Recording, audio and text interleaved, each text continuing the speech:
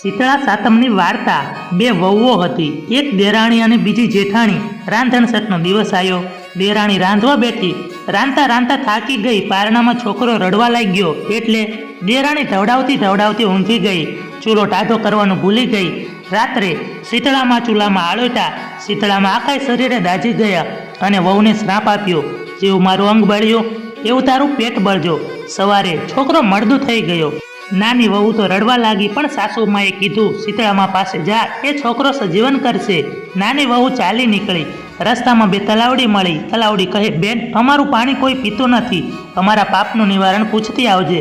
આગળ જતા બે આંખલા મળ્યા। આંખલા કહે, બેન, અમારું લડવાનું અટકતું નથી, અમારા દુઃખનું નિવારણ પૂછતી આવજે। નાની વહુ અઘોર જંગલમાં આવી। એક બોરડીના ઝાડ નીચે શીતળામાં ડોસીમાનું રૂપ ધરી અને બેઠા હતા। ડોસીમા કે, બેન, મારું માથું જોતી જાને।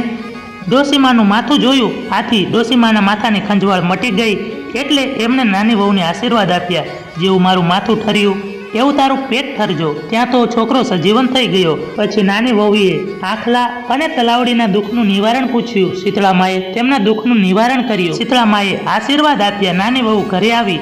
બીજા વર્ષે રાંધણસઠનો દાડો આવ્યો। જેઠાણીને એમ થયું કે હું પણ દેરાણીની જેમ કરું। એ ચૂલો સળગતો રાખી સૂઈ ગઈ અને શીતળામાં ફરવા નીકળ્યા। આખા શરીરે દાઝી ગયા। શીતળામાએ શ્રાપ આપ્યો, મારું અંગ બળ્યું એવું તારું પેટ બળજો। સવારે જેઠાણીનો છોકરો મળદું થઈને પડેલો। જેઠાણી તો ચાલી નીકળી શીતળામા પાસે જવા। રસ્તામાં તલાવડીઓ મળી। તલાવડી કે, બેન, અમારા દુઃખનું નિવારણ પૂછતી આવજે। જેઠાણી છણકો કરતી બોલી, હું કાંઈ તારા જેવી નવરી નથી। આગળ જતા બે આંખલા મળ્યા। આંખલા કહે, તમે ક્યાં જાઓ છો? તો જેઠાણી કહે, શીતળામા પાસે। તે કહે, અમારું લડવાનું અટકતું નથી, અમારા દુઃખનું નિવારણ પૂછતી આવજે। જેઠાણી છણકો કરતા બોલી, હું કાંઈ તમારે જેવી નવરી નથી। જેઠાણી આગળ જંગલમાં જઈ જ્યાં જુએ તો ડોસીમાના રૂપમાં શીતળામાં માથું ગંજવાળતા બેઠા હતા। ડોસીમા કહે, બેન, જરા મારું માથું જોતી જાને। જેઠાણી છણકો કરતી બોલી, હું કાંઈ તારા જેવી નવરી નથી, મારો છોકરો મળદો થઈ ગયો છે, હું શીતળામા પાસે જાઉં છું। જેઠાણી આખા જંગલમાં ફરી વળી સાંજે મરેલા છોકરાનું મળદું લઈ ઘરે આવી, પણ ક્યાંય શીતળામાં મળ્યા નહીં।